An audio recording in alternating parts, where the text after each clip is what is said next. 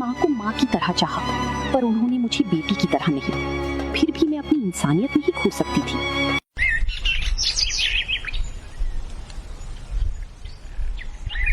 एक महीने बाद आंगन में दोनों भाई बैठकर माँ की जमीन जायदाद के कागज ढूंढ रहे थे। तभी एक पुरानी लोहे की पेटी से माँ की संपत्ति से जुड़े दस्तावेज निकाले गए। गीता और सीता थोड़ी दूरी पर बैठी सुन रही थीं। देखो अमन, कुल मिलाकर 5 बीघा जमीन है और पुराना घर। अब इसे हमें आपस में बांटना है। हाँ भैया, आधा आधा बांट देते हैं, यही ठीक होगा। नहीं, ऐसा नहीं चलेगा।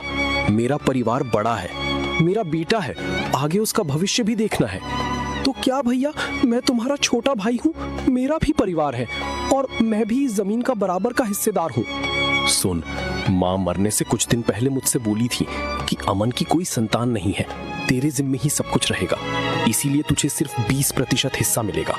भैया, माँ ने मुझसे ऐसा कुछ नहीं कहा और ना ही उन्होंने कुछ लिखकर छोड़ा है। अगर ये बात सच थी तो आपने पहले क्यों नहीं बताया? माँ को लिखना नहीं आता था, लेकिन उन्होंने मुंह ज़बानी कहा था। अब तू माने या ना माने, मुझे तो 80% हिस्सा चाहिए। इतना सुन गीता और अमन अपने कमरे में चली जाते हैं। अब तो आ भी नहीं रही जो सच का फैसला कर सके, और आपके भैया इतने चालाक हैं कि वो आपकी कोई बात नहीं चलने देंगे। मैं झगड़ा नहीं चाहता गीता, पर अन्याय भी नहीं सह सकता। माँ के पक्षपात ने भैया को लालची बना दिया। अमन, अब फैसला तुम ही करना होगा। अन्याय सहने वाला भी उतना ही दोषी होता है जितना कि करने वाला। उधर सीता और रवि खुशी से आपस में बातें कर रहे थे।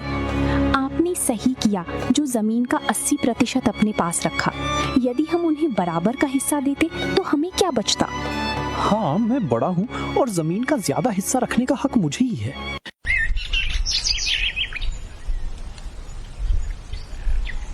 सुबह का समय।